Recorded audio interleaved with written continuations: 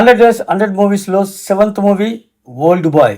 ఇది Korean cinema అండి. 2003లో release అయింది. ఐఎండిబి రేటింగ్ 8.03 అవుట్ ఆఫ్ 10 అండి. బ్రిలియంట్ మాస్టర్ పీస్, లైబ్రరీలో దాచుకునే సినిమా అని కొన్ని చెప్పుకుంటాం కదా, అందులో ఇది ఒకటి. రివెంజ్ సినిమా అని ఇలా కూడా చెప్పొచ్చు అన్నట్టుగా ఉంటుందండి. ముందే చెప్తున్నాను, గొప్ప సినిమా అని చెప్పేసి ఫ్యామిలీతో కలిసి చూడకండి, సోలోగానే చూడండి. కొన్ని పోర్షన్స్ న్యూరిటీ కాన్సెప్ట్ కూడా ఉంటుందన్నమాట. సో ప్లీజ్, ఇక ఈ cinema core concept one line గురించి చెప్పాలంటే కష్టం అండి. మన స్టైల్లో చెప్పేస్తాను. హీరోని కొన్ని సంవత్సరాల పాటు, అంటే 15 సంవత్సరాల పాటు ఒక రూమ్ లో బంధించి పెడతారు.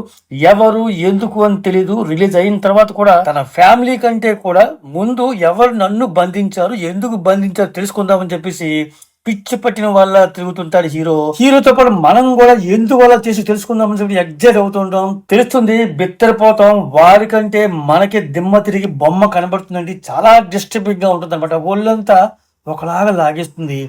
ఈ ఎఫెక్ట్, ఈ సినిమా చూసిన ఎఫెక్ట్ 2 రోజుల మనం అలా ఉంచేస్తుంది అనమాట. అది ఎందుకు ఎలా అంటే మీ సినిమా చూస్తేనే అర్థం అవుతుంది. ఇక ఈ ఓల్డ్ బాయ్ ని రీమేక్ చేసి 2013లో హాలీవుడ్ వాళ్ళు తీశారు. 2006లో మన బాలీవుడ్ వాళ్ళు జిందా అని తీశారు. చేతులు కాల్చుకున్నారు. ఇలాంటివి ఒక్కసారే తీయగలవండి. ఇక ఈ cinema director Park Chan Wook అనమాట. వరల్డ్ సినిమా చరిత్రలోనే కొరియన్ సినిమాను శిఖరాగ్ర స్థాయికి తీసుకెళ్లాడు. ఈ సినిమాను Amazon Prime, Jio Hotstar లో చూడొచ్చు.